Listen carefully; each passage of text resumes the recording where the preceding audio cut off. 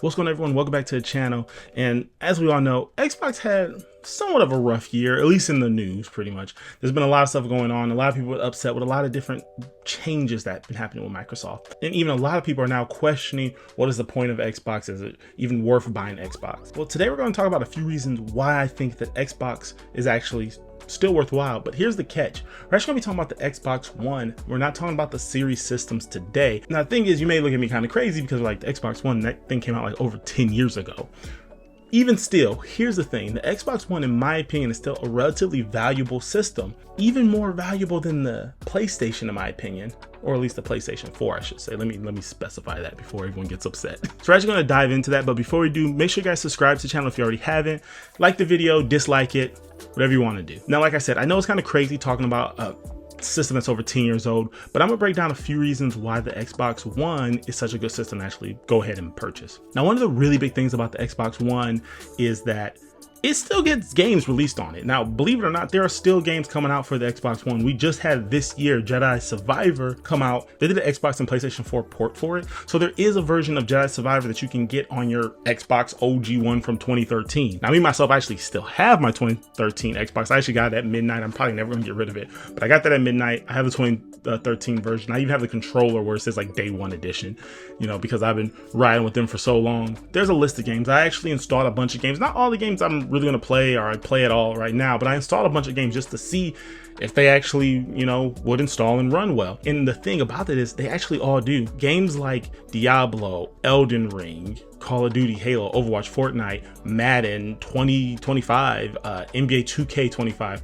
they all run natively on the system. Now, big caveat, obviously they're not going to look like they do on the PlayStation 5 or now the PlayStation 5 Pro or the Xbox Series systems. They're not going to look anything like that. You're not going to have the draw distance that those systems have. You're not going to have the frames, the resolution, any of that. Lord knows you're not going to have ray tracing. But the thing is, you still can play these games natively. And in reality, not everyone cares about any of those things I just named off. A lot of people just want to play the game. A lot of people are just fine with just those things. And that is something to really think about when it comes to picking this up. This is one of the cheapest ways to get into Game Pass, for example. The Xbox One can pretty much run every single game in Game Pass. The thing is, some of those games may have to be on the cloud where some of them can actually be ran natively. But for the most part, you can run every game in there. And that's going to go into another big talking point, is the cloud when it comes to the system. You can actually stream pretty much almost any game in the Game Pass library to your Xbox, if not every game. I don't really remember. I feel like it might be every game, but I could be wrong about that. But you can stream all these games to it. So for example, when Indiana Jones comes out later this year, you'll have the option to stream that to your oldest heck system, especially if you don't care about things like resolution. And Microsoft is getting better at providing a better experience to be able to stream games. I've noticed it personally that the experience is better. A lot of people may think that no one really does game streaming, but there's a lot of people that use their Samsung TVs because Samsung has some deal with Microsoft where they have the Xbox app on there and can stream to it. A lot of people actually do use that feature. Microsoft actually got a deal with Amazon and they're on a lot of their Fire Sticks now. So the thing is, there is markets for people like that. Now, bringing up the Fire Stick, you may wonder, well, if I can get a Fire Stick, those are significantly cheaper than buy an Xbox. Why would I get a Fire Stick over an Xbox? The Xbox has a built-in Ethernet port, which can make or break this deal for a lot of people. Some people don't have the best Wi-Fi in their house, but if you have a good Ethernet connection, then that may actually work for you. And besides having an Ethernet connection and that always stable option, there's another really big factor that I'm actually going to jump into next of why you would want to go buy an Xbox One. Because Microsoft just announced pretty recently that starting next month, I'm recording this in October, so I'm assuming this is going to be up before then, but it may not be until the 1st. Who knows? We'll see. Starting in November of 2024, you're going to have the option to stream games that you purchased. And when I say purchase, I mean the license, because as we know, we don't own anything anymore.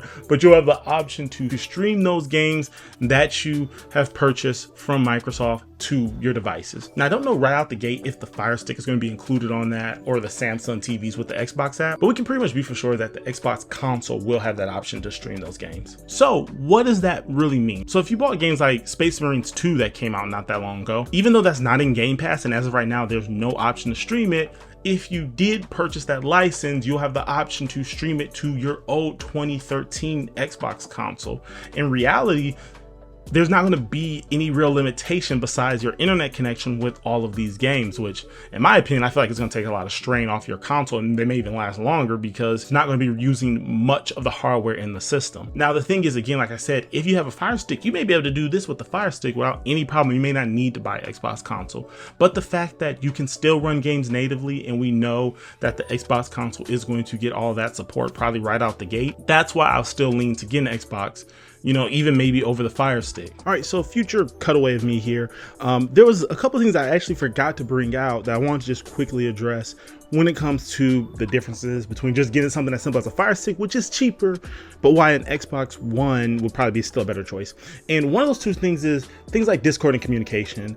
On the Xbox One, you actually have the option to still use Discord. So the original Xbox One that came out in 2013 all the way up to the current Xbox, you can still use Discord with your friends and pretty much use, to my knowledge, all the Discord features. So like trying to stream your gameplay to someone else, taking calls, messages, all that stuff, all seem to work on the original Xbox One. All these things will not work if you're using like the Fire Stick.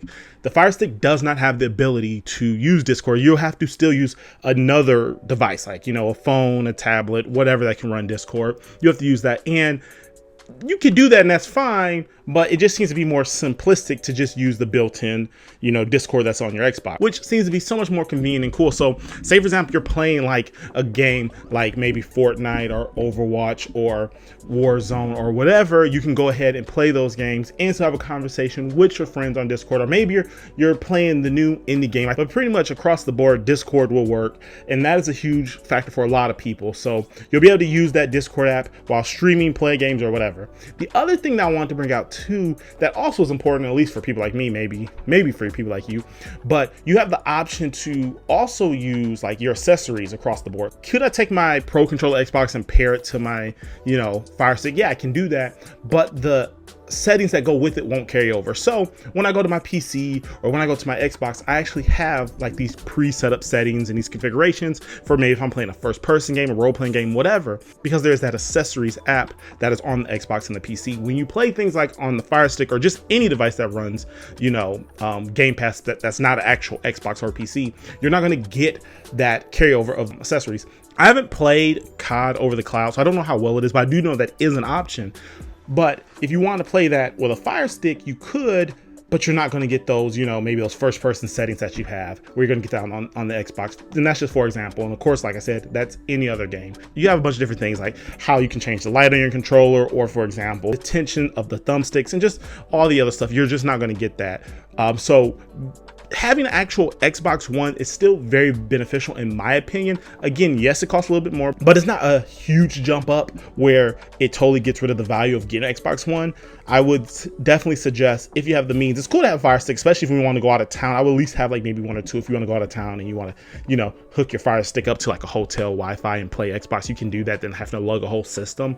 But personally myself, and this is why I have it set up this way, I do have Xboxes throughout my house because you still are going to get a much more fuller Xbox experience on the Xbox One, even with cloud streaming and all the other things like that, than having the Fire Stick. But that was just a quick thing I wanted to add. Now back to the rest of the video. The other thing I also want to bring out too is that this is only going to be for Xbox insiders next month. Not everyone, I don't think, is going to get it. It is going to come across the board to everyone, and I don't think it's going to be every game right out the gate. I think it's going to be a huge library of games, and I feel like that's Microsoft's end game to have all of the games on there. But I read somewhere that they're going to do this and then have, you know, thousands of more games launched later. Don't know how true that is. Only time will tell. We'll see next month when this all comes out. And another point of why this may be a better deal for you is, again, like I kept alluding to throughout this, is the price. The price of an Xbox One is relatively cheap. You can get those for almost nothing nowadays. They're going to probably be more still than a Fire Stick is for sure. But the Xbox One, you can get it pretty cheap and put those all throughout the house. I don't know if I said it in this video because I've had to record this video multiple times already, but I have a few Xbox Ones throughout the house. Now I have my Xbox Series X's. I have a few of those as well.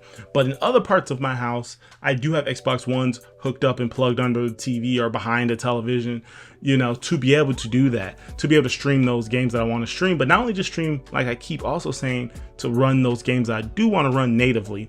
So a lot of times if me and my wife are playing Fortnite or we're playing Overwatch, those games still run very smooth on that system.